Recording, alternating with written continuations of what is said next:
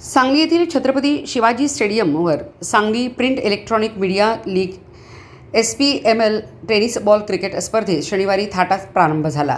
महापालिकेचे अतिरिक्त आयुक्त राहुल रोकडे, सीन्यूचे संचालक धनिष्का शेटे, दैनिक पुढारीचे व्यवस्थापक युवराज पानारी, दैनिक लोकमतचे आवृत्ती प्रमुख अविनाश कोळी, दैनिक महासत्ताचे ज्येष्ठ पत्रकार हरीश यमगर, ज्येष्ठ पत्रकार हनुमंत मोहिते, दैनिक जनप्रवासच्या व्यवस्थापिका अश्विनी खाडे, बिझनेस मंत्राचे अभिजित फडके आदींची उद्घाटन प्रसंगी प्रमुख उपस्थिती होती।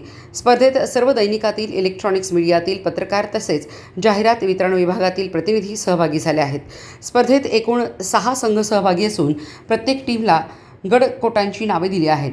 पहिल्या दिवशी अत्यंत चुरशीने सामने झाले। स्पर्धेसाठी दिवसभरात दैनिकातील मान्यवरांनी भेट देत शुभेच्छा दिल्या। रविवारी उपांत्य फेरीतील 2 सामने व अंतिम सामना होणार आहे। आपण दैनंदिन एवढं काम करत असताना त्यातून एक तरुणगळा म्हणून दरवर्षी एक 4थं टर्म आपल्या इथं आयोजित केलेले आहे आणि यासाठी तुम्हाला शुभेच्छा व्यक्त करतो। ज्या पद्धतीने आपण लेखणीतून फटकेबाजी करत असता त्याच धर्तीवर मैदानावर तुम्ही फटकेबाजी करावी यासाठी शुभेच्छा।